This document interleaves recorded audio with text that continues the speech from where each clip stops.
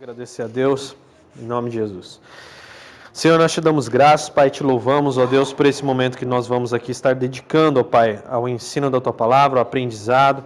E Deus, em nome de Jesus, hoje, queremos aqui pedir perdão pelos nossos pecados mais uma vez, nos arrependemos de todo mal, de tudo aquilo que não te agradou, Senhor. Então pedimos ao Senhor, ó Pai, em nome de Jesus, perdoa-nos, ó Pai, agora, limpa-nos, purifica-nos, não nos prive, ó Pai, da presença do Teu maravilhoso Espírito, não nos prive de ter o conhecimento, Pai, renovador da Sua Palavra e que nós possamos, ó Deus, sair daqui mais servos do que entramos, para que nós possamos realmente estar aqui aprendendo e aplicando o Teu reino. Pai, que o Senhor seja glorificado aqui neste ensino, que o Teu nome seja bendito nas nossas vidas e que o Senhor, ó Pai, seja engrandecido no nome santo de Jesus. Nós Te glorificamos, agradecemos e que nós possamos sair daqui hoje, Pai, cheios do Teu Santo Espírito, no nome santo de Jesus. Amém.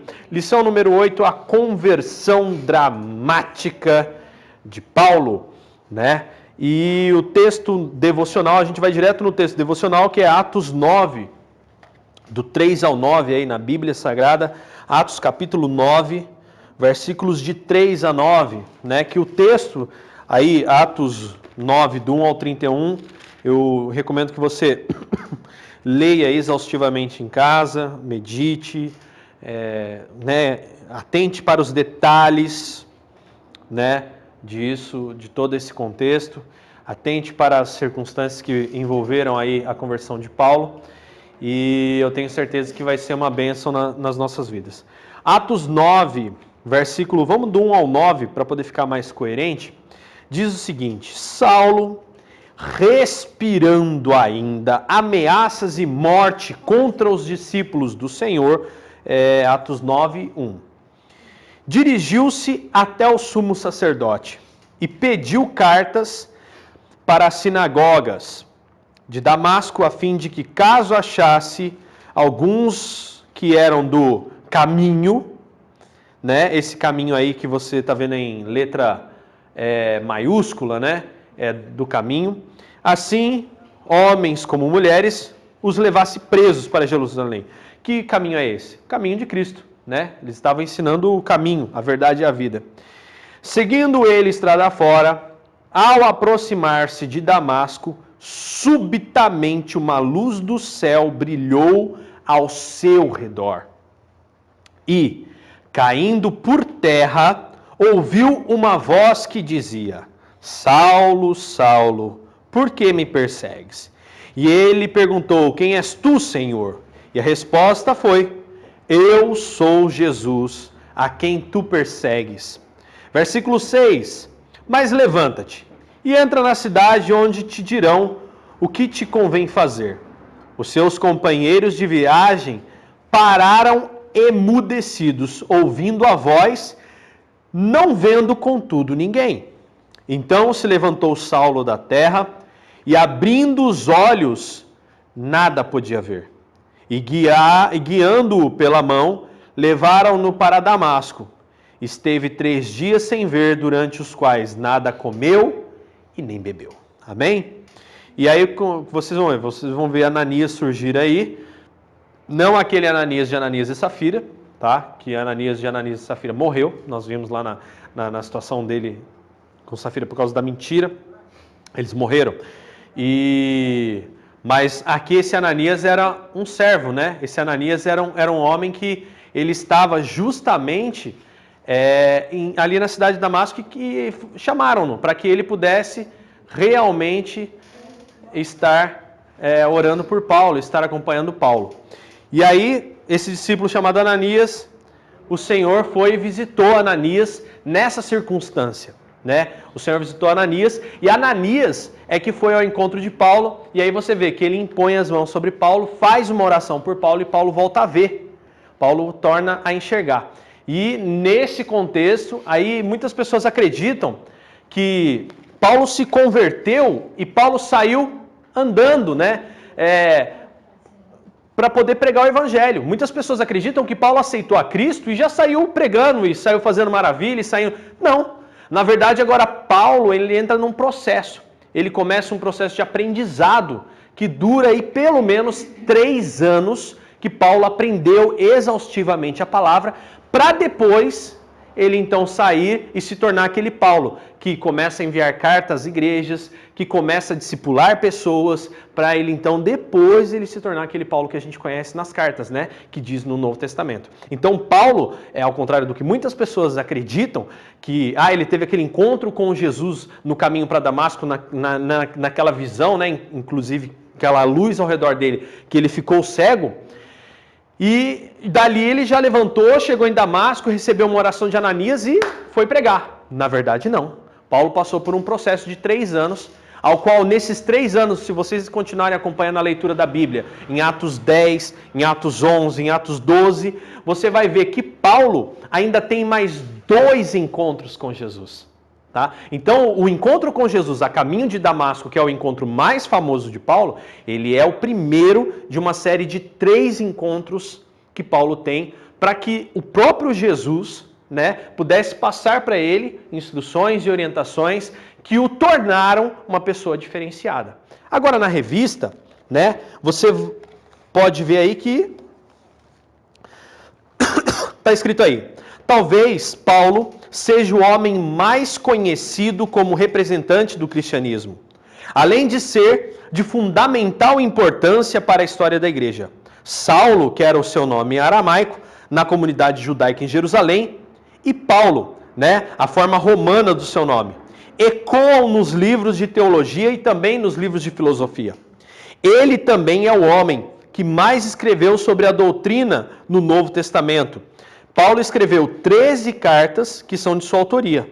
Paulo foi o primeiro teólogo da igreja, aquele que estudou, né, a palavra, e foi chamado por alguns de seu segundo fundador. Por que Paulo foi chamado um segundo fundador? Porque durante aqueles 3 anos em que Jesus esteve na terra, ele instituiu um homem que ele falou assim, ele até fez uma brincadeira com o nome dele: você é aquela pedra, e sobre essa pedra eu vou edificar a igreja. Então o que acontece? Pedro foi o primeiro ao qual Jesus instituiu. E aí em segundo vem Paulo. Paulo que vem aquela pessoa para poder expandir o ministério para lugares que antes talvez Pedro não teria conseguido chegar. E aí vamos lá. Era natural da cidade de Tarso, uma importante cidade da Cilícia, tá? E Paulo era um cidadão romano, título que ele herdou do seu pai ou de algum parente que prestou serviços ao império.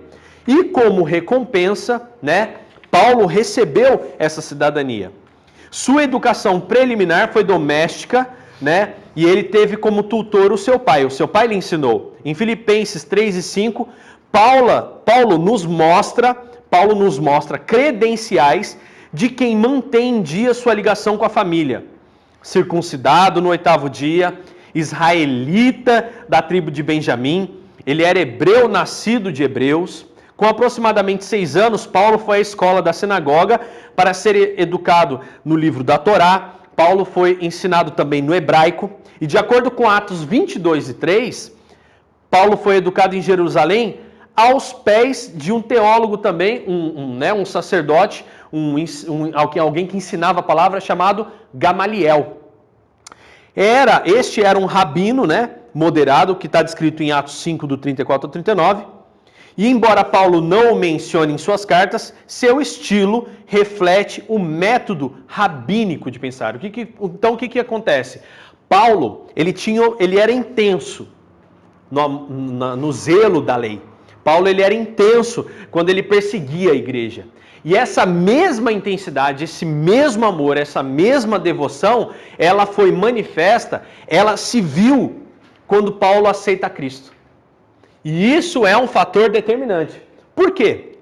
Quantos de nós, quando éramos, né, em outro tempo, pensávamos nas coisas do mundo, pensávamos nos nossos desejos, quando a gente pensava sobre as nossas circunstâncias, a gente sempre foi ardente, a gente sempre ia muito bem. Né? Se é para ir para uma festa, bora, eu me arrumo, vou e aconteço e me dedico a isso. Se é para fazer um trabalho, eu me dedico no trabalho. E aí quando eu aceito a Cristo, eu começo a fazer corpo mole. Não, hoje é dia de orar. Mas orar? Hoje é dia de ler a palavra. Mas ler a palavra, pastor, tem que ler? Sim, você tem que ler. E agora é hora de praticar. Mas praticar é tão difícil o reino de Deus, a gente tem que perder tanto, pastor, para praticar a palavra de Deus? Sim. Então, um grande exemplo de Paulo, na conversão dele, que é o que a gente está vendo nesse momento, é que Paulo, quando vem para Cristo, ele vem com a mesma intensidade para a qual ele tinha e força para com as coisas do mundo. Paulo se esforçou, Paulo pregava com a mesma veemência, só não mais perseguia e matava ninguém.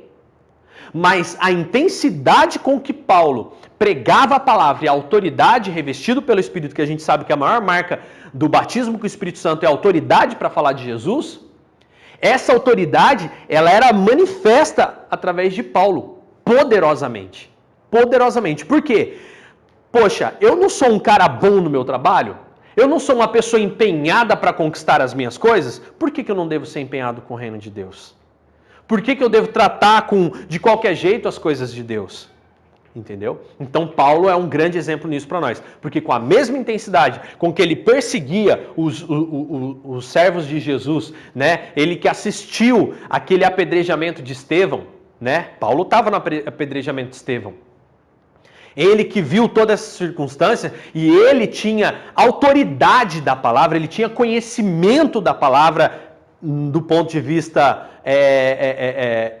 fariseu, né? Do ponto de vista religioso, porque ele se dedicou, porque ele realmente fazia aquilo com gosto, ele fazia o melhor dele. Quando ele se converte a Cristo, com a mesma intensidade ele passa a fazer para o reino de Deus. O primeiro questionamento que a gente levanta é: será que o mesmo amor que eu tinha, por exemplo, para ir para uma festa, a mesma vontade, o mesmo empenho que eu tinha para conquistar um serviço, a mesma vontade, o mesmo empenho que eu tinha para poder fazer as coisas que me trariam, né, satisfação, gosto, realização imediata, será que eu tenho feito com o mesmo amor, com o mesmo empenho, com a mesma dedicação para Deus? Quando eu me converti a Cristo? Será que a minha disposição para mudar é a mesma disposição que eu enfrentava para conquistar as minhas coisas? É uma coisa que a gente deve pensar hoje. Embora Paulo não mencione, né, rabínico de pensar. Alguns acreditam que Atos 26 e 10 tem implícito, né, tá ali no contexto, que Paulo foi membro do Sinédrio, né, fariseu, foi perseguidor fanático da igreja e antes da sua conversão. Então, esse é o X da questão. Ali fica claro que Paulo foi um perseguidor da igreja. Fica claro o quanto ele, quando buscava os seus objetivos, a fim, ele ia atrás, ele queria e ele fazia. Agora, para o reino de Deus, da mesma forma, né? Porque aí, aqui já em Atos 26, quando você for ler lá, você vê que ele já está preso. Ele está preso e sendo conduzido para Roma. Entendeu? E você vê que Paulo é tão fiel na missão dele, ele sabia que a missão dele era estar em Roma para ser julgado e depois ele seria morto por esse julgamento, que mesmo quando o barco afunda, em Atos 27 e 28, se eu não me engano, o barco afunda e Paulo não foge. Não morre e não foge. Ele fica lá. E ele avisou, o barco vai afundar. E ele sabia que o barco ia afundar antes de acontecer. Mas ele era tão fiel a Deus nesse ponto que ele ficou ali. Ele ficou esperando para ver qual que era o propósito dele naquilo tudo. Então agora, primeiro, né, Saulo, o perseguidor dos crentes. Atos 8 traz a história posterior, né? Antes, você vê ali em Atos 7, Atos 8, você vai ver a morte de Estevão, que foi o que a gente viu. Agora, daqui para frente, você começa a ver o que acontece depois da morte de Estevão. Que na semana passada a gente viu Filipe, o exemplo, e agora a gente vê Paulo. Consentida por Saulo de Tarso. Alguns estudiosos, aí na revista aí, no item 1, Saulo, perseguidor dos crentes.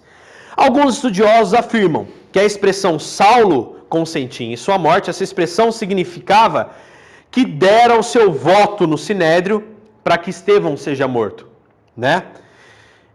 Mas é no versículo 3 desse mesmo capítulo que vemos a ferocidade de Paulo como perseguidor. Saulo, aí está lá escrito, Saulo, porém, assolava a igreja, entrando pelas casas e arrastando homens e mulheres. Arrastando, hein? Paulo, antes de se converter, ele entrava nas casas, arrastava os homens e mulheres e prendia-nos, encerrava-nos na prisão, no cárcere. Alguns comentaristas nos explicam que o verbo assolava em grego, nesse versículo, pode ser traduzido como destruição e não tem paralelos no Novo Testamento. Já no Antigo Testamento, o equivalente usado descreve a destruição que um animal selvagem podia causar a uma planta ou outro ser. Paulo realmente era algoz e tinha um sentimento de ódio no coração em relação aos cristãos. Em suas próprias palavras, em Atos 26:11, Paulo diz que ele estava demasiadamente enfurecido. Olha que coisa interessante. Depois desse parágrafo, encontramos Saulo em Atos 9, e o versículo registra Saulo respirando ainda ameaças e morte contra os discípulos. A palavra ainda liga aos acontecimentos do trecho com os descritos anteriormente, que era a morte de Estevão e a expulsão dos cristãos de Jerusalém. Porque quando Estevão morre, Paulo começa a expulsar essas pessoas. A perseguição de Paulo era para que eles não ficassem juntos, porque aonde eles se agrupavam, eles pregavam a palavra. Aonde eles estavam em 2 ou 3 reunidos, ali o Senhor estava no meio e eles estavam pregando o reino de Deus. Então o objetivo de Paulo era que não ficasse nem 2 e nem 3 juntos, que eles ficassem separados. Por quê? Se você parar para analisar, se ficassem 2 até na cadeia, as cadeias se rachavam, o anjo descia e libertava aqueles 2. Então se ficasse 2 juntos, Paulo já sabia que não podia ficar nem 2 juntos, porque se ficasse 2 juntos era zebra, o reino ia acontecer. Então Paulo começa a impedir isso, porque foi onde ele enxergou isso. Depois desse parágrafo, encontramos Saulo, está um pouquinho mais embaixo. Não se contentando em atuar na área sob domínio do Sinédrio, tá? Porque o que era uma área sob domínio do Sinédrio? Jerusalém e arredores, tá? Porque Damasco não era domínio do Sinédrio. Damasco era fora já da região onde os judeus imperavam, onde tinha que responder por crimes da lei judaica. Damasco não. Damasco não era tipo assim, não, já era fora da jurisdição desse povo. Só que ele sabia que ele, como cidadão romano, se ele tivesse carta do Sinédrio para chegar nesses lugares, né, e imputar penas nessas pessoas, como se fossem pessoas foragidas de Jerusalém, se ele tivesse uma carta de uma autoridade, ele podia prender e levar, que era isso que ele queria. Autoridade para prender mesmo à distância. Esse daqui é foragido de lá. Se no caminho alguém perguntasse, onde é que você está levando essas pessoas? Não, essas pessoas são foragidas de uma causa lá em Jerusalém e eu tenho a carta aqui que eu posso buscá-los à distância. Isso é uma perseguição. Estou buscando eles para prendê-los. Por isso dessas cartas. Tá? Olha que interessante. E não se contendo em atuar só ali na área de domínio do Sinédrio judaico, né? Saulo vai até o sumo sacerdote e pede recomendações, né? Para conseguir apoio das sinagogas também de Damasco e região sob domínio de um outro povo, que eram chamados de nabateus, nome totalmente diferente, para perseguir quem? Cristãos fora de Jerusalém. Tá? E isso é interessante, por quê? Porque você vê a sede dele de acabar com o negócio. Então Saulo começou a perseguição ali em Jerusalém ele conseguiu espalhar. Espalhou alguns, espalhou, beleza. E ele estava empenhado. Foi a época que conseguiu dispersar bastante. Nessa dele ir para Damasco com a carta na mão, ele tem um encontro com Cristo. Daí ele fica 3 anos, aquela história que eu comentei com você no começo. Depois ele volta para Jerusalém. Olha que situação interessante. Tanto que Pedro fica meio assim, quando fica sabendo que Saulo, aquele Saulo, o cara que era o pior de todos os perseguidores, havia se convertido, todo mundo fica meio assim, com o pé atrás. Porque tinha medo se isso não era só um disfarce. Muita gente teve muito problema com Paulo para poder aceitá-lo na comunidade entre os irmãos. Porque tinham medo dele, pelo que ele já vinha fazendo. Ele arrastava pessoas e levava para a cadeia, de dentro de casa. Não, eu sei que você é cristão, estou te levando. Acabou. Então, esse era o X da questão. E aí Paulo depois volta para Jerusalém, que era o centro de todas as coisas, e tem que procurar Pedro, e recebe uma carta agora, você vai ver lá na frente. O que ele tinha pedido carta para perseguir, agora ele recebe uma carta para evangelizar. E é muito fantástico. Vamos lá?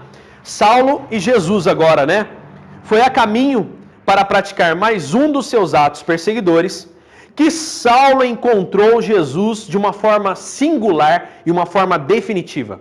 Quase no fim de uma viagem de 240 quilômetros, Saulo viu e ouviu o Senhor Jesus ressuscitado. Olha que coisa fantástica. Posteriormente, esse fato foi muito importante para conferir a autoridade de apóstolo a Paulo. E agora a gente vai abrir um parênteses aqui, tá? Olha o que era necessário. Em Atos capítulo 1, você viu que para ser apóstolo, para ter um título de apóstolo, tá? Para que seja um apóstolo verdadeiramente, os discípulos falaram assim, olha, um que tenha estado conosco, que tenha aprendido e que tivesse visto o mestre ressuscitado e subindo aos céus, inclusive. Que tenha acompanhado desde o dia do batismo até a ascensão dele. Para ser um apóstolo tinha que ter essas características. Aí eles acharam aqueles dois garotos, né? Que foi Matias, né? E teve o outro garoto também que saiu lá na sorte, né? Lembra que foi escolhido um dos dois? Mas eles tinham um critério. Paulo, embora não tivesse andado com Jesus durante 3 anos, esses encontros com Jesus foi crucial para que Jesus falasse com ele coisas que quando ele chegou diante de Pedro, se ele não fosse verdadeiramente alguém munido de detalhes, Pedro ia falar, não, você não pode ser apóstolo. Apóstolos somos nós que estamos lançando o fundamento da palavra. Nós que andamos com Jesus. Aí Paulo chega com uma autoridade depois, né, de tudo isso, com Pedro, e Paulo mostra para Pedro que ele conhece Jesus, que ele viu o Jesus que eles estão falando ressurreto. E ele aprende detalhes sobre Jesus, que provavelmente foi o que precisou para que Pedro o aceitasse, tá? E aí, a pergunta feita ao perseguidor por Jesus lhe mostrou o quanto o Senhor o respeitava, o prezava, e amava e era unido com a sua igreja. Ele não perguntou por que Saulo perseguia a igreja, mas sim porque que Saulo o perseguia. É um detalhe muito importante. Então Jesus, quando olha para você, Jesus, quando olha para a sua vida, ele não fala, essa daqui é a igreja, você é a minha igreja. Não. Quem a ti persegue, a mim me persegue. Quem se levanta contra você, se levanta contra mim. Claro, se você está na presença de Deus e vivendo o reino de Deus. Praticando como Jesus, como os discípulos estavam. E olha só que interessante, Saulo não sabia quem estava falando com ele, então ouviu o Senhor responder, eu sou Jesus, a quem você persegue. Então Saulo então, né, nesse momento, em todo aquele momento, em toda aquela circunstância, acreditando que estava perseguindo o Arthur, perseguindo o Daniel, perseguindo a vida daqueles irmãos, não. Agora Saulo passa a entender que uma perseguição contra esse povo é uma perseguição contra o seu próprio Deus. E como isso é manifesto? O que Jesus falou? Olha, se vocês praticarem as minhas palavras, eu e o Pai viremos e faremos morada em vocês. Por isso que quando alguém está perseguindo a igreja, quando aquele homem estava perseguindo a igreja, ele não estava perseguindo simplesmente a igreja, ele estava perseguindo o próprio Cristo que estava na vida deles. Não, eles fazem isso porque eu estou neles. Então você não está perseguindo eles, porque eles sem mim não podem fazer nada.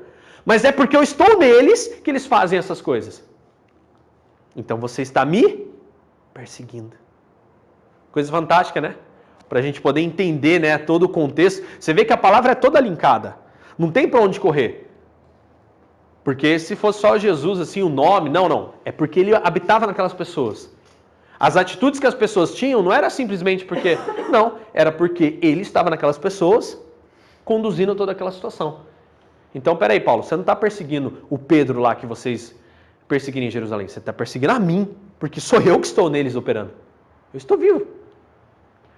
Olha só, após a resposta, O novo convertido, que era Saulo, foi instruído quanto ao que fazer. Todos à sua volta, que eram aquelas pessoas que estavam viajando com ele, ouviam a voz, mas eles não viram ninguém. Além disso, ouviram o som, mas não compreenderam o que a voz havia dito. Levantando-se do chão, Paulo agora estava cego. Ele devia seguir viagem, levado por outros para a cidade, onde aguardaria a pessoa que lhe daria o que lhe convinha fazer. Lhe diria, né, o que convinha fazer. É outro fator interessante de quem se relaciona com Deus. Vamos voltar lá no Gênesis. Você vê que quando Deus cria o homem, você vê que Deus fala assim, ó, Adão, você pode fazer isso, isso e isso. Adão, você vai dar nome aos animais. Adão, essa árvore você não deve comer. Então o que acontece? Adão tinha um relacionamento de filho para com Deus como pai. Esse relacionamento de filho para com Deus como pai implica obediência. E obediência é a voz clara de Deus, e muitas vezes a gente vai ter que fazer o que nós humanamente faríamos. Ah, isso eu não faria, mas como Deus está me orientando a fazer, eu vou fazer. Olha bem a leitura da ceia em Lucas 22. Jesus, se você pegar um pouco antes do versículo 14 de Lucas 22, você vai ver que Jesus fala assim, ó, vocês vão até a porta da cidade, vai ter um cara com um vaso, você vá atrás desse homem com um vaso que vocês vão encontrar, e a casa que esse cara entrar, bata a porta e pergunte para os donos dessa casa o seguinte, o mestre perguntou aonde é a sala, onde é o espaço preparado. Pensa que loucura eu virar para você aqui hoje e falar para você assim, olha, sai andando nessa rua, quando você chegar lá na esquina, você vai encontrar um homem encostado numa bicicleta branca, com um terno vermelho, e você vai seguir ele, que ele vai começar a empurrar a bicicleta. E ele vai até lá na frente, a casa que ele entrar, bata nessa porta e fala, olha, o pastor falou para eu vir aqui e ver qual é o quarto que está preparado. Parece loucura, não parece? Eu vou lá na esquina, o quê? Ver um cara com a bicicleta branca, com uma gravata vermelha, e na casa e falar que sala... Que vou nada! Mas os discípulos já tinham como hábito que quando Jesus falava, vai, vai. Isso acontece já no final de 3 anos que eles andaram com Jesus. Que eles aprenderam o valor da obediência. Saulo já começa nessa condição.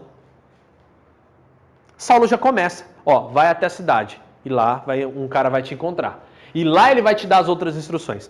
Às vezes a gente sofre um processo de ansiedade num nível tal que nós queremos viver todos os passos e enxergar claramente como cada coisa da nossa vida vai acontecer para que a gente passe a confiar em Deus. A gente não consegue enxergar que Deus nos deu um passo. Não, a gente não quer só um passo. Não, Deus, eu quero o caminho inteiro. A gente não tem fé para obedecer. A gente perde a habilidade de obedecer a Deus. E com isso a gente começa a tomar os nossos passos. Ah, não, eu quero fazer tudo assim. Eu quero que toda a minha vida seja revelada agora. Não. A sua vida, o próximo passo vai ser revelado talvez. Talvez. Em obediência ainda. E tem passo que você vai falar, puxa, mas eu vou ter que dar esse passo, como por exemplo o perdão, como por exemplo o amor, como por exemplo a misericórdia, como por exemplo o arrependimento de pecados, como por exemplo a mudança do que você pensa para que daí você seja transformado. Obediência incondicional.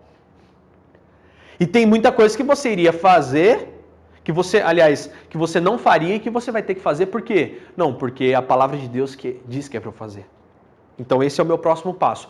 E depois desse passo, não sei. Eu sei que a Bíblia ensina que basta o dia de hoje, o mal do dia de hoje. Cada dia vai ter um mal diferente, eu vou enfrentar, vou vencer, porque Jesus é comigo. Então Paulo sai dali condicionado a obedecer.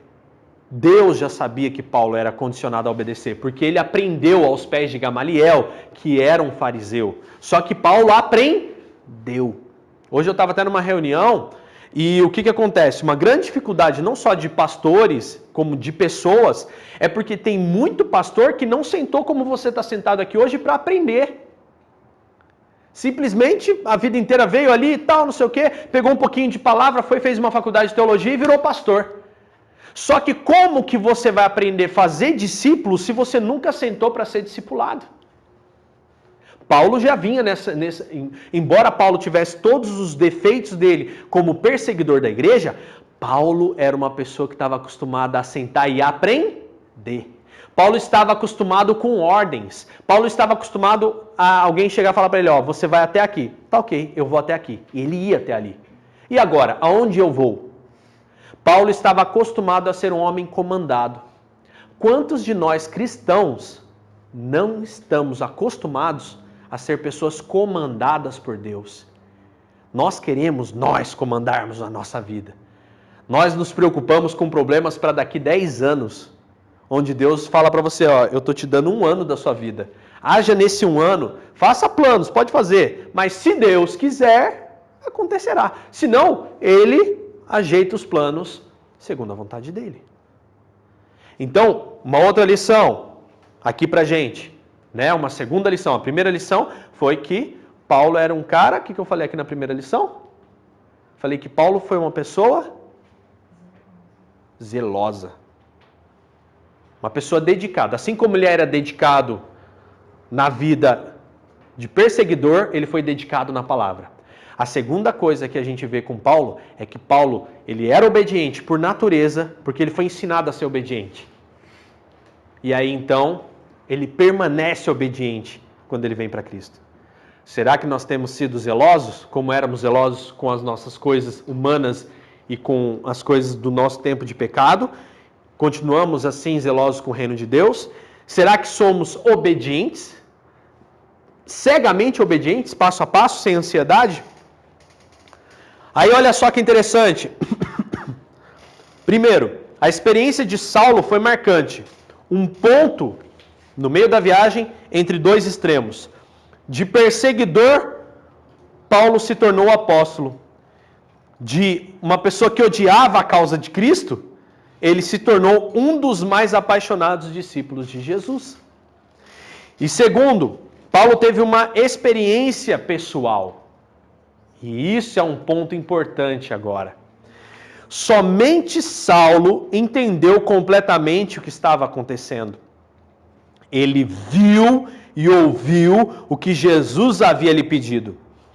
E também obedeceu imediatamente a Jesus. Mesmo que ainda não estivesse compreendendo exatamente o que estava acontecendo, que foi o que eu acabei de falar, ele obedeceu. Note que a obediência de Saulo foi completa porque, primeiro, foi sua resposta a alguém que até então ele não cria ser aquele Messias. E em segundo lugar, porque aquela ordem mudou completamente o curso dos seus planos, né? Imediatamente. Uma coisa que eu acho interessante, vamos parar aqui só um pouquinho, nesse segundo ponto, é que eu vejo muitas pessoas que não aceitam a Cristo, porque essas pessoas sabem que se vierem para Cristo, vão ter que romper com uma vida de pecado.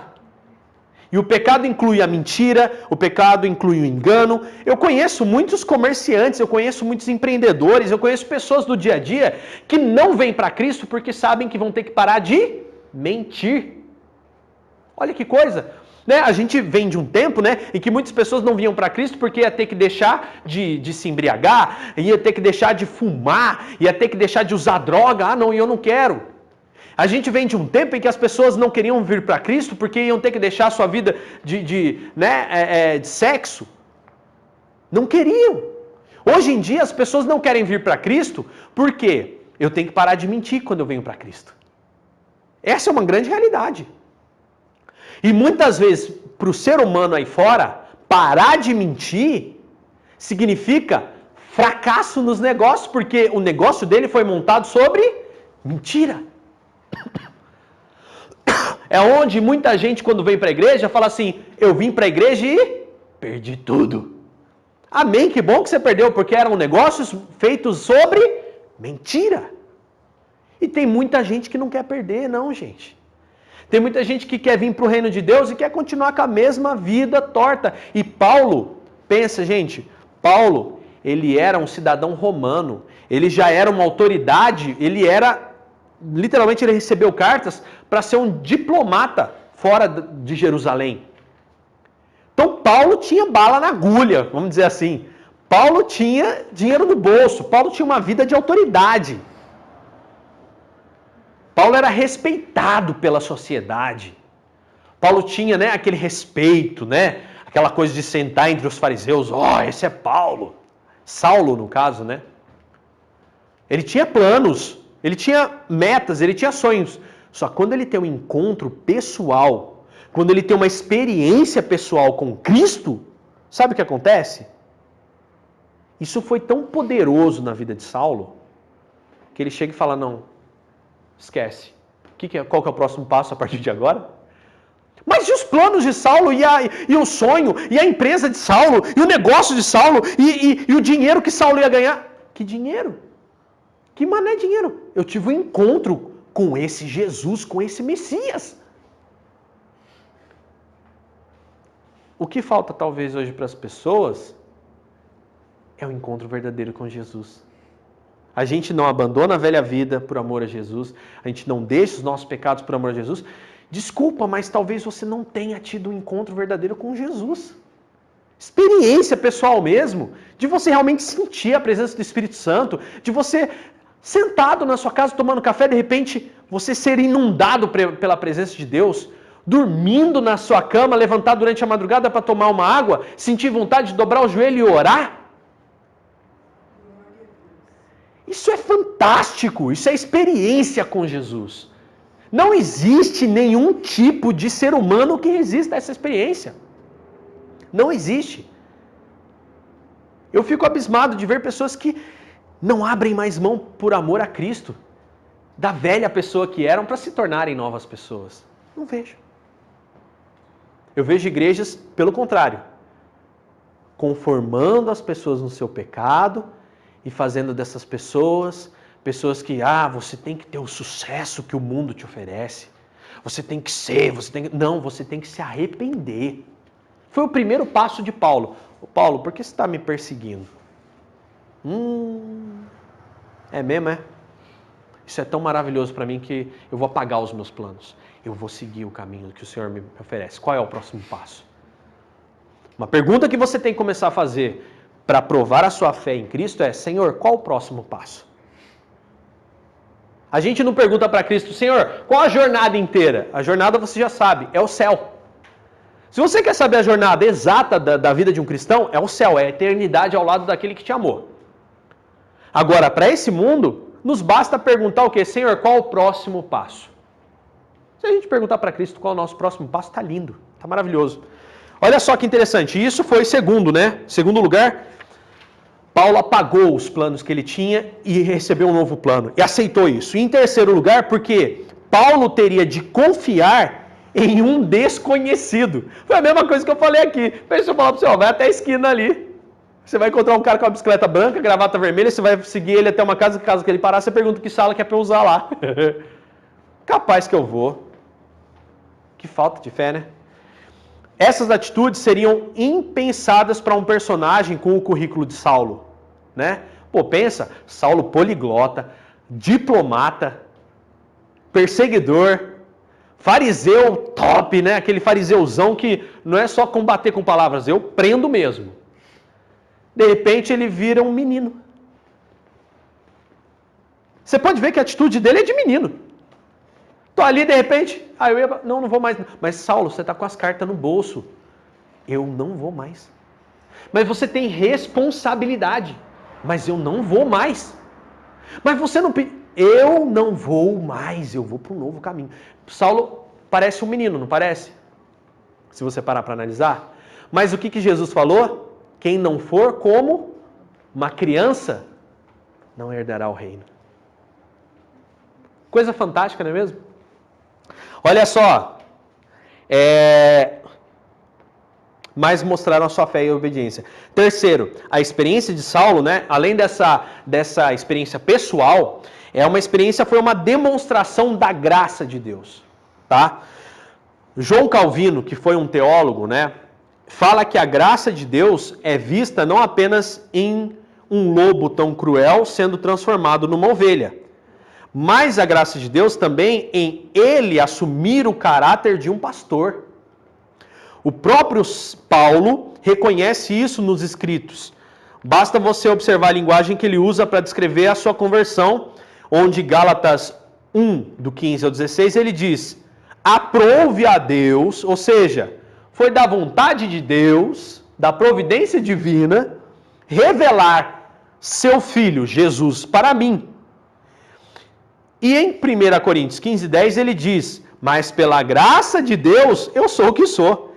E a sua graça que me foi concedida não se tornou em vão. Antes, eu trabalhei muito mais do que todos eles. Todavia, não eu, mas a graça de Deus comigo.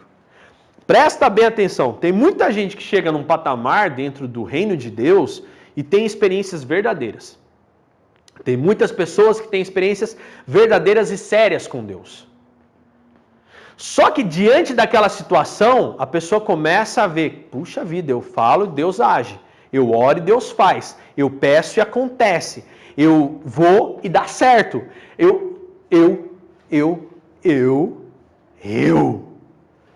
Você está vendo que no começo ele falava, eu peço e Deus concede. Eu oro e acontece. Eu vou e os planos dão certo. De repente, cadê Deus? Eu vou e os planos dão certo. Ficou no meio do caminho. Paulo caminha, só que ele nunca esquece. Que ele escreve isso. Tanto agir quanto efetuar vem dele. Eu? Sem ele eu sou nada. O que Jesus falou? Sem mim, nada podeis fazer. Olha só que coisa maravilhosa. Você poderá encontrar um exemplar de versículo como este em quase todas as cartas de Paulo. Essa consciência levava Paulo sempre na dependência daquele que o salvara e o chamara ao ministério que deve nos impulsionar na mesma direção. Você está vendo que coisa fantástica? Paulo não perde a referência. Muitas pessoas ao longo da caminhada, né, Paulo pregou a palavra por mais de 30, 40, acho que deu uns 30 anos aí, a pregação de Paulo. Durou mais ou menos o período que as cartas foram escritas. Deu uns 30 anos aí de ministério. Enquanto pôde pregar, pregou. E aí o que acontece? Ao longo de 30 anos de mensagem do Evangelho, Paulo não se perdeu. Paulo não foi aquele cara que tipo assim, eu sou bom. Não. Paulo até ele reconhece, lembra lá naquela leitura que a gente faz do espinho na carne de Paulo, né? Que ele fala, o espinho na carne, né? E aí ele fala um pouco mais embaixo, mas esse pecado meu é para eu não ficar soberbo. Porque ele era um cara dedicado, ele era um cara esforçado. Ah, Paulo era um cara acima da média? Sim, Paulo era um cara acima da média. Eu tenho que reconhecer que Paulo não era muito normal, né? Ele era dedicado. Então o que acontece? Isso é notório porque você vê que Paulo escreve 13 cartas no Novo Testamento. O pessoal acha carta de Paulo para tudo que é canto e monta o Novo Testamento. Aí o que aconteceu? Quer que puxe aqui? Tá ventando gelado aí? Desculpa. Então o que acontece? Paulo era um cara acima da média. Paulo não era um cara qualquer. Mas Paulo, o que ele falava?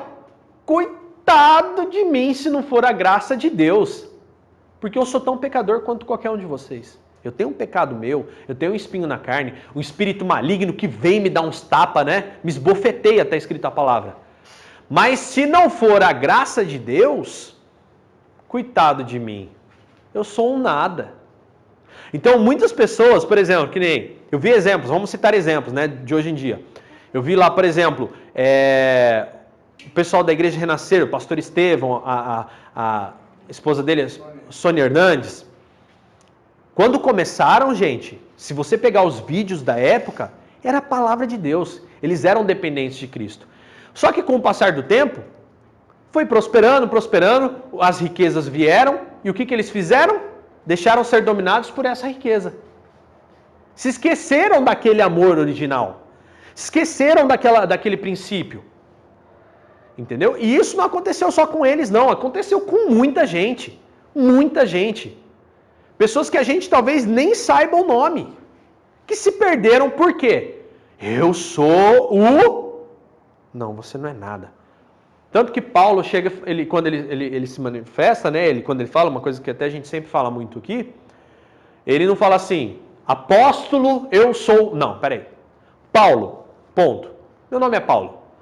Apóstolo, pela graça de Deus, né? Pela graça dele, eu sou apóstolo.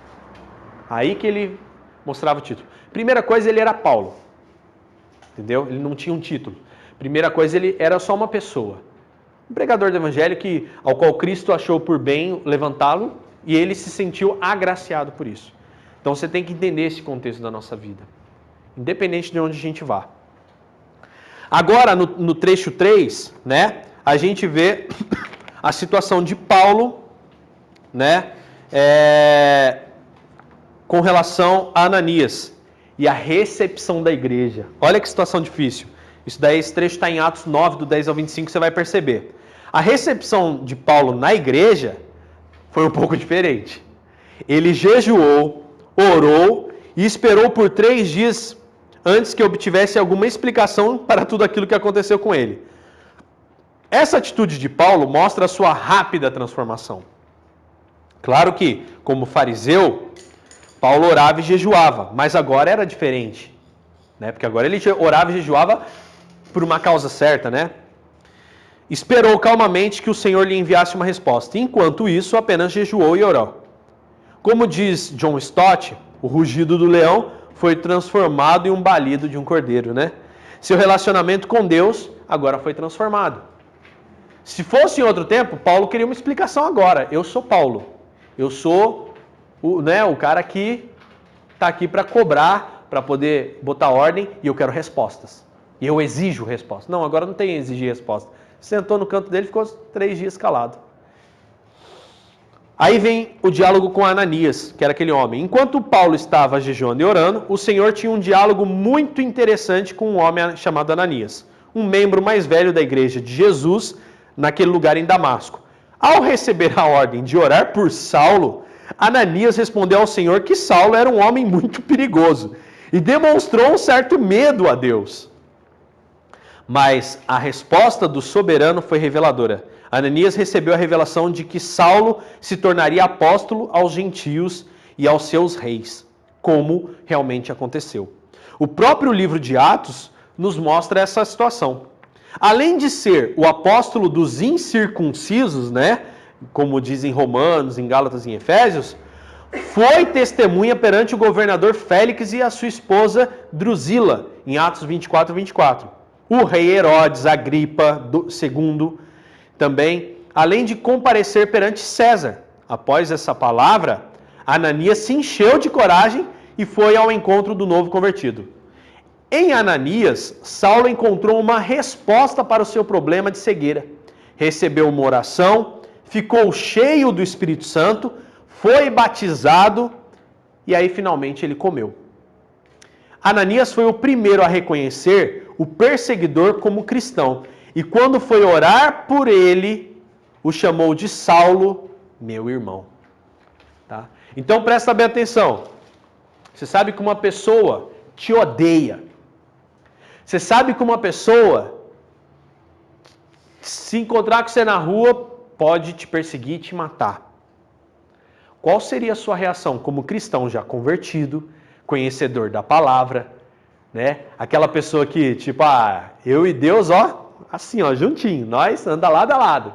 Aí um belo dia, esse Deus que você ama, acorda você num dia, numa madrugada e fala assim, sabe aquela pessoa que te odeia? Então, essa pessoa se converteu. Só que eu quero que você vá lá. E eu quero que você vá ajudá-lo, orar por ele, você vai lá dar os primeiros cuidados a ele. E aí, você iria? Sabendo que aquela pessoa até alguns tempos atrás, né, alguns dias atrás, era literalmente aquela pessoa que tem uma foto de perigo dentro do seu armário, que você não pode encontrar na rua, que você não pode falar, porque senão ela te mata. Você iria? Por isso que eu digo, Ser cristão não é fácil. O próprio Ananias falou, peraí, mas esse cara é aquele cara. É o cara que tem a foto lá do perseguidor. Se encontrar com ele, corre. Você está me mandando ir lá? Aí o Espírito testifica a ele tudo que iria acontecer. Ele toma coragem. Preste bem atenção que a palavra não fala que ele se convenceu completamente. Ele foi corajoso é quando você tem medo e enfrenta o medo. Ele não foi sem medo, ele foi com medo e tudo. Então ele chega lá e diante de toda aquela situação na qual ele encontra Saulo, ele chama Saulo ainda no final de tudo isso de meu irmão. Segundo, relacionamento de Saulo com a igreja, né? Desse ponto em diante ocorreu a Saulo a maior mudança de toda a sua vida em relação à igreja. Assim que se sentiu fortalecido com a acolhida de Judas e Ananias, Saulo saiu pregando na cidade, causando espanto e confusão em todos os judeus, e passou a ser perseguido agora. Eita! Alguns deles tramaram a morte de Saulo, que saiu fugido em um cesto pela muralha da cidade. A igreja a qual odiara passou a ser objeto de um amor apaixonado e contagiante. Saulo também mudou seu relacionamento com os judeus. Em vez de concordar com os judeus que o Messias não era quem eles achavam, passou a demonstrar que Jesus era realmente o Cristo e que eles ainda esperavam.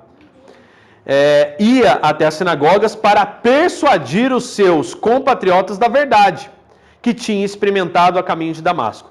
Antes, foi aos judeus para pedir autorização para matar os cristãos. Depois foi aos judeus para que eles morressem para a sua incredulidade e nascessem agora como os cristãos. Olha que coisa fantástica, né? Pensa que nó não foi nas ideias daquele povo ver um cara perseguidor, convencido da doutrina dos fariseus, sai, fica um tempo, some, desaparece, de repente surge notícia. Saulo tá aí pregando nas cidades aí. Pregando? Como assim, rapaz? Como pregando? Não é o mesmo. Não é possível. Sim, é possível. Aí Saulo, coitado de Saulo, você vê que é novo na fé, né? Você vê que ele na incredulidade, ele de repente, pessoal, poxa, os caras estão perseguindo porque os caras não sabem realmente como é que é, né? Então eu vou lá, eles vão me ver convertido, eles vão entender que é verdade. Tem papo não, amigo. Você era gente boa, agora você é perseguido, você é meu inimigo. Agora nós não somos mais amigos, agora você é meu inimigo. E ele passou a ser perseguido. Porque como ele conhecia todo mundo, lembra aquelas cartas todas que ele tinha para viajar? Isso daí era dado lá em Roma. Então ele podia voar para qualquer lado, ir para qualquer canto, porque ele não deixou de ser cidadão romano, ele não deixou de ter as cartas de diplomata. Não tinha como, ele já era reconhecido isso e ele tinha essa autoridade. Pensa ele entrando lá na sinagoga lá, que antes ele saía com ordem para matar e prender os outros, ele entrando e falando, olha, me converti, tá? E eu quero dizer para vocês, que eles estão falando é verdade mesmo. E eu vou dizer para vocês, e o negócio é bom. Gente, deu um nó na cabeça dos próprios. Pensa, que loucura. O pessoal falou, bateu com a cabeça. Só pode ter ficado maluco. E aí o relacionamento com a igreja mudou. Item 4. Aí vem Saulo e Barnabé, a apresentação aos apóstolos em Jerusalém. A mesma dificuldade enfrentada por Ananias quando teve de se encontrar com Saulo, foi a mesma enfrentada pelos irmãos em Jerusalém, quando o novo convertido voltou para lá. Novamente Deus providenciou um homem que se dispôs a acreditar em sua conversão genuína e o apresentou aos irmãos. Temos de lembrar que entre sua conversão em Damasco e chegada em Jerusalém, há um período de 3 anos que Paulo passou na Arábia. Tá vendo aí, ó? Alguns entendem que ele buscou isolar-se para buscar a Deus, entendê-lo melhor e estudar. Outros comentaristas afirmam que esses 3 anos compensaram os 3 anos que ele não passou com o Senhor Jesus, assim como os outros apóstolos. Enfim, ele voltou de lá para ser recebido em Jerusalém.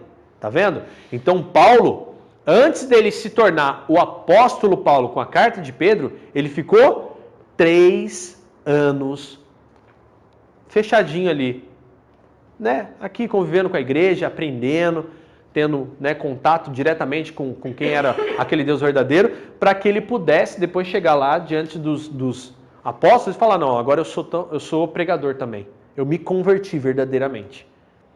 Ele precisava de argumentos fundamentados para fazer isso. E olha só, o papel de Barnabé foi muito importante nesse processo. Ele foi a carta de apresentação de Paulo aos líderes da igreja, que acolheu aquele novo convertido. Uma vez acomodado na igreja, Paulo mostrou o mesmo espírito corajoso e saiu às ruas para testemunhar. Então, o que aconteceu em Damasco se repetiu em Jerusalém. Ele foi perseguido e os apóstolos o mandaram secretamente para outro lugar. Então, o que aconteceu? Você lembra que em Jerusalém foi aonde aquele Estevão foi apedrejado fora da cidade? Foi em Jerusalém que ele, como perseguidor, as roupas de Estevão foram colocadas aos pés dele e ele assistiu tudo com a maior frieza, porque ele acreditava que ele estava certo. Agora é em Jerusalém que ele entra, tem que primeiro encontrar os apóstolos que estavam em Jerusalém, escondido, mas estavam em Jerusalém. Tem que encontrar agora o povo do Sinédrio, que ele também, o povo do Sinédrio, ia vê-lo. Então não adianta, Paulo precisou testemunhar a sua fé. Aí que é o grande X da questão. Nós, enquanto cristãos, nós seremos sim levados a situações ao qual nós teremos que mostrar a nossa mudança. Situações ao qual você poderia ser diplomático. Não, vou ser diplomático aqui, né? Porque são os meus velhos amigos, é a minha velha família, é o meu velho trabalho. Não, agora eu sou um convertido, mas espera aí, não é bem assim, né? Eu não sou um fanático. Não é ser fanático, é uma mudança, é uma transformação. Você fazia coisas que agora você não faz. Você aceitava coisas que agora você não aceita. Você caminhava numa mão e agora você caminha noutra totalmente oposta. Então é justamente aonde surge a diferença. Não, olha, saiba disso. Você é convertido ao Senhor Jesus, você se converteu para o reino de Deus, isso é muito mais do que uma religião.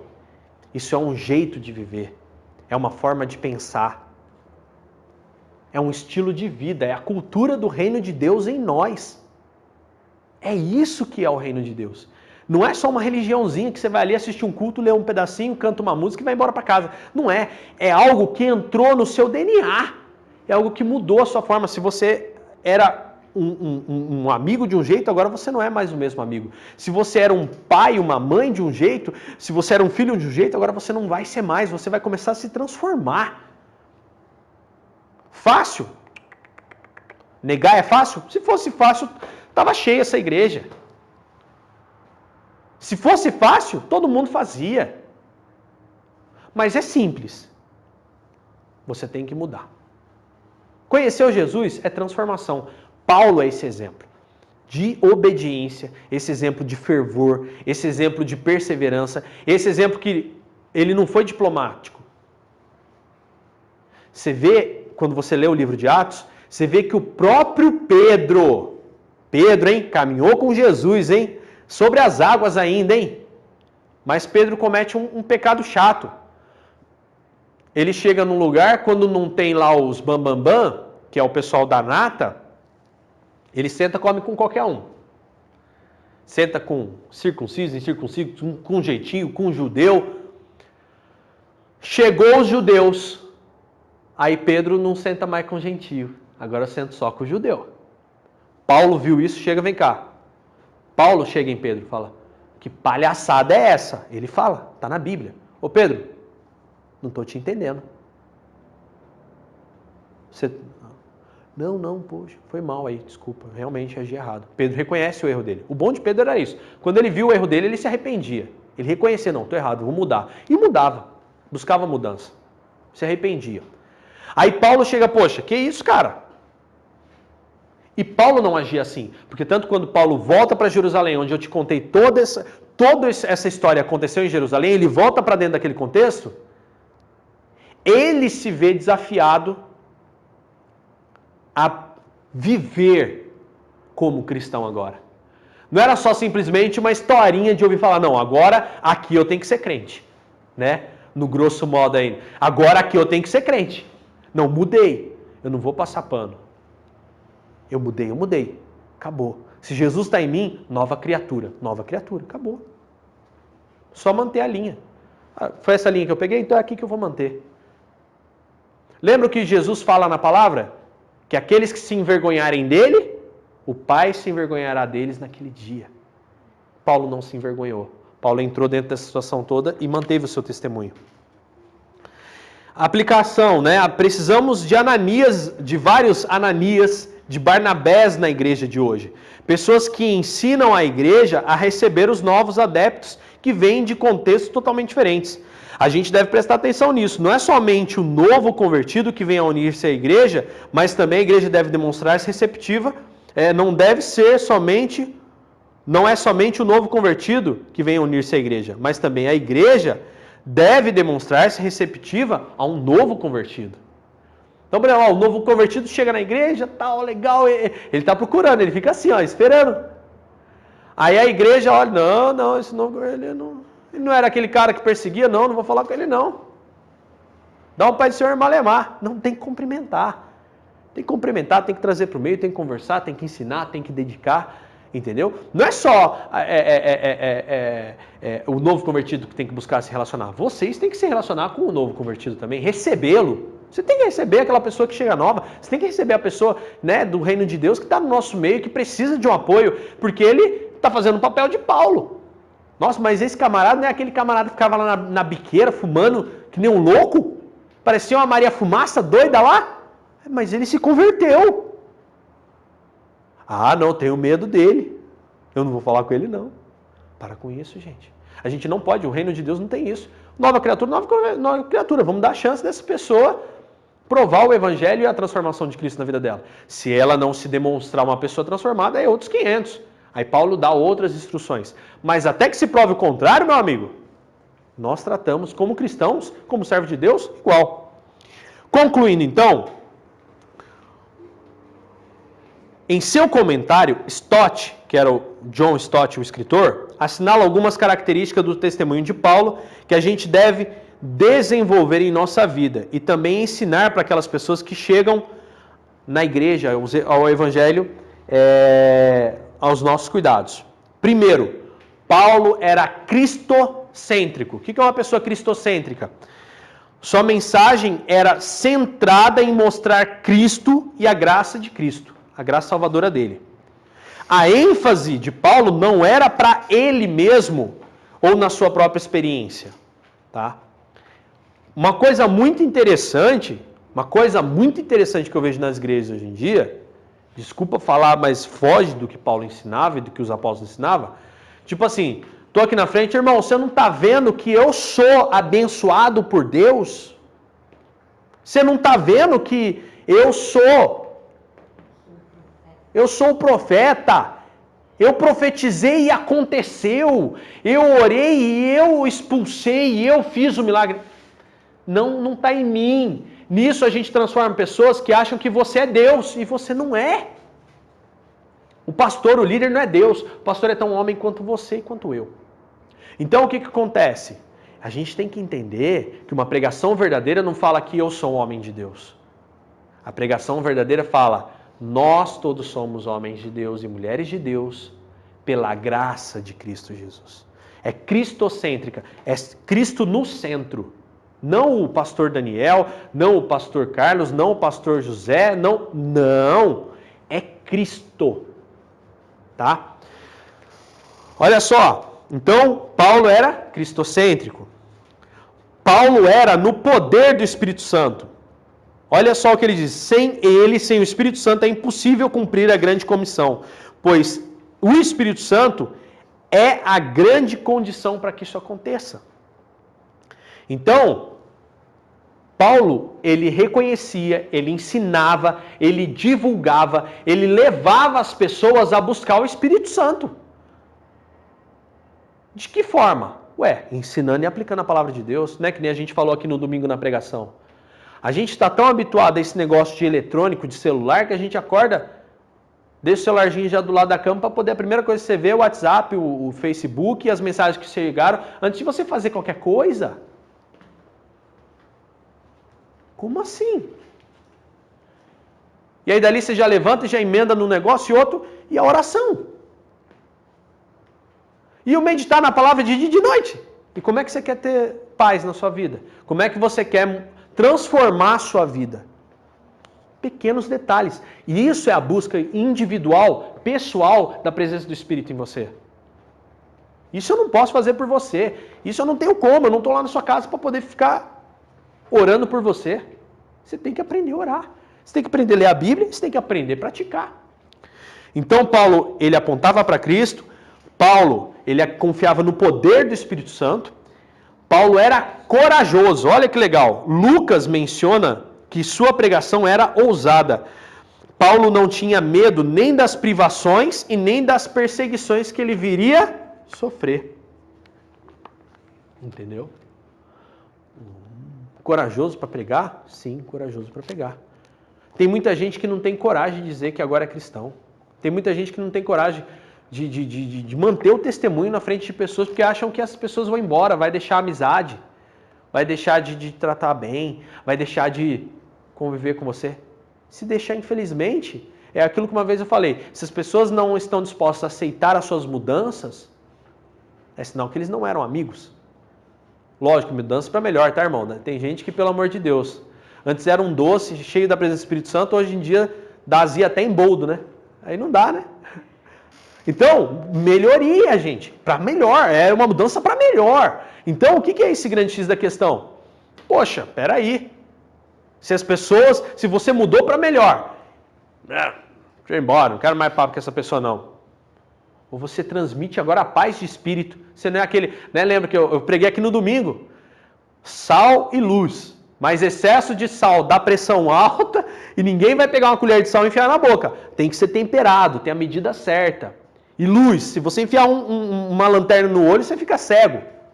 Luz na medida certa, no lugar certo, no momento certo, para que possa clarear a vida da pessoa. Então, o que acontece? Você é sal e luz agora no lugar onde você trabalha, onde você vive, e você vai dar testemunho disso com as suas atitudes. Se você vê alguém triste, interage com isso, chega lá, eu tô vendo você triste e tal. Você que antes era uma pessoa que não estava nem aí para nada, com o mundo ao seu redor. Você queria mais que explodisse, tá triste, quero mais que morra. Agora não, poxa, estou vendo triste, eu estou vendo você triste, estou vendo você cabisbaixo. O que está acontecendo? Poxa, rapaz, olha, eu tenho vivido uma experiência na minha vida que tem me transformado. Eu conheci a Cristo. Aí, lá vem papo de crente. Não é não, cara. Pior que eu posso falar para você, eu não estou atrás de dinheiro, eu não estou atrás de cura, não estou atrás de nada, não. Eu estou atrás de ser uma pessoa melhor à imagem de Cristo. É diferente a abordagem. É totalmente diferente do que ser aquele chatão, né? Aquele excesso de sal que só aumenta a pressão dentro do trabalho, né? Que só deixa todo mundo mais cego do que outra coisa.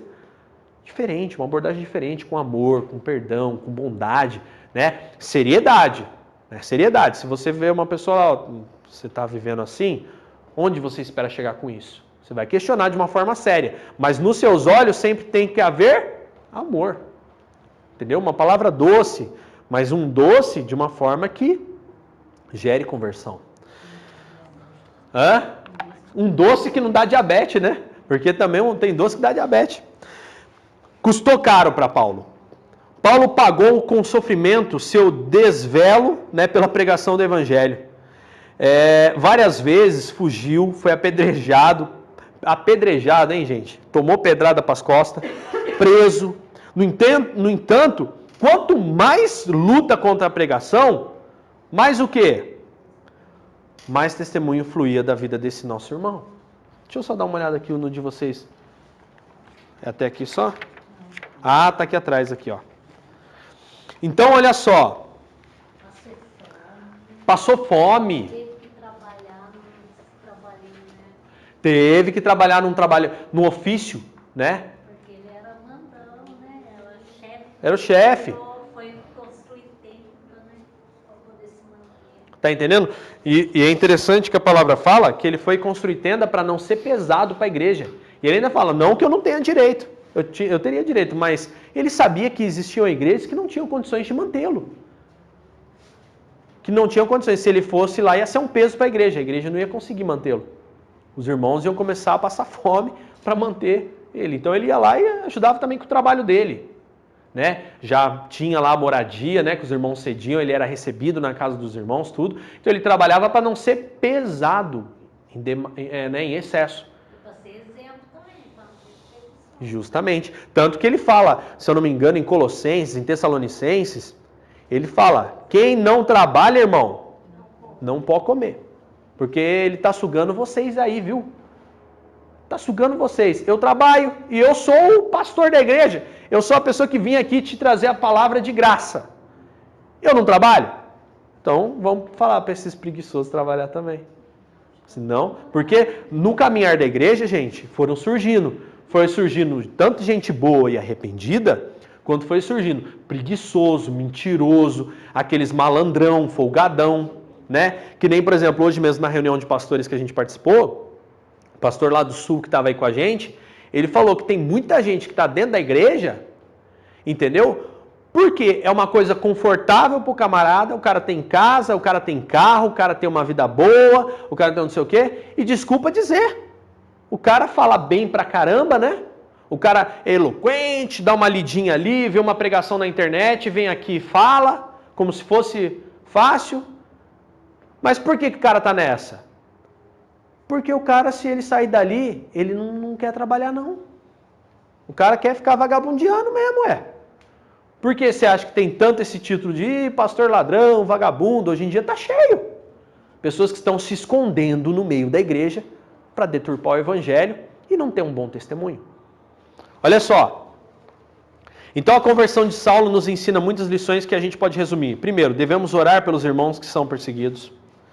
Testemunhar é um dever que mostra a nossa temperatura espiritual se ainda estamos quentes. Vivenciar, né, essa conversão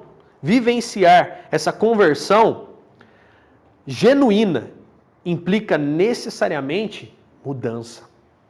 Mudança, sair da nossa zona de conforto. Gente, não vai ser fácil. Eu queria muito chegar aqui para vocês hoje e falar assim, olha, a gente vai ser mamão com açúcar. É só você aceitar Jesus hoje, acabou todos os seus problemas. Jesus levou sim na cruz nossas dores, nossas enfermidades, o castigo que nos traz a paz estava sobre ele. E pelas suas pisaduras fomos sarados. Mas isso tem um preço. Tem um preço dentro de nós. Tem um preço de desapegar de lembranças, de memórias, de traumas. Tem um preço de mudar, de transformar. Tem um preço da gente quebrar crenças e aumentar valores. Valor é amor, é perdão, é misericórdia. Gálatas 5:22, né? Aquilo são valores. Gálatas 5:22. Agora, crenças que limitam o agir do Espírito Santo em nós e o testemunho do reino de Deus na nossa vida, e que só escurecem a palavra de Deus ao invés de clarear em nós, isso tudo tem que ser deixado. É fácil? Não. Mas se você fizer, você colhe um resultado fantástico.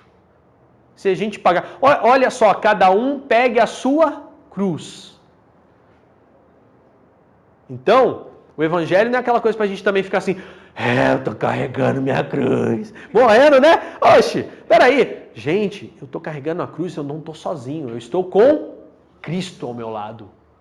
Ele tá ali levando... Olha o que ele fala, eu venci o mundo. Eu venci.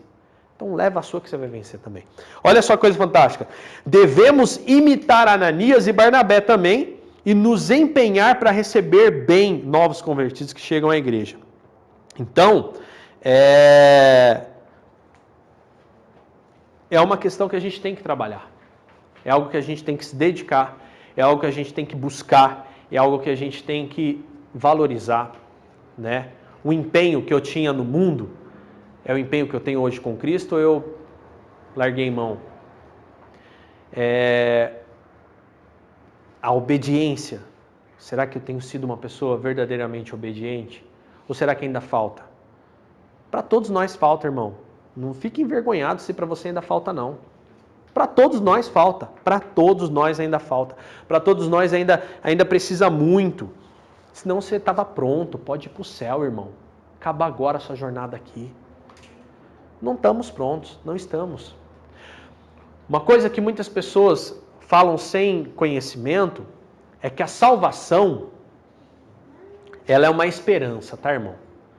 O que é a esperança? A gente espera ser salvo. Porque é cada dia. Eu posso hoje estar numa condição em que se Jesus voltar hoje, eu tenho esperança de ser salvo. Mas no instante seguinte, eu posso de repente fazer coisas, passar a agir de uma forma que eu neguei a Cristo na minha vida. E aí a salvação já se torna uma esperança mais difícil. Eu já não tenho tanta esperança. Então, o testemunho cristão, ele é minuto a minuto. É segundo a segundo. Uma coisa que eu achei interessante, uma frase também que foi falada na reunião hoje, não basta eu perguntar se você está bem. Tá bem, irmão? Tudo bem. E aí, vai continuar bem? E a família está bem? Está bem. Vai continuar bem? E aí, sua fé está bem? Vai continuar bem? Então a gente tem que se preocupar. Se está bem, no instante seguinte pode não estar. Se hoje eu estou firme na fé, no instante seguinte eu posso não estar. Então, continuar é muito mais importante do estar. O estar passa, mas você, para continuar na fé, para continuar no bem, para continuar na presença de Jesus, o que tem que acontecer? Vigiar, se esforçar, orar, buscar continuamente. Então nós temos uma esperança da salvação. Paulo fala muito isso, a esperança da salvação.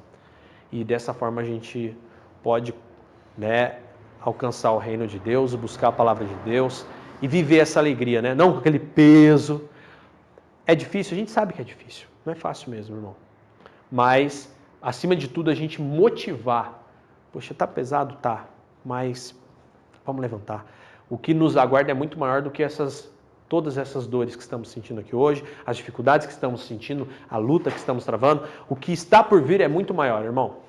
Muito maior do que o que nós temos. Essa aparente, está escrito também, essa aparente desgraça, essa aparente luta, essa aparente dor é momentânea. Leve e momentânea perto do que Cristo já passou por nós. Amém?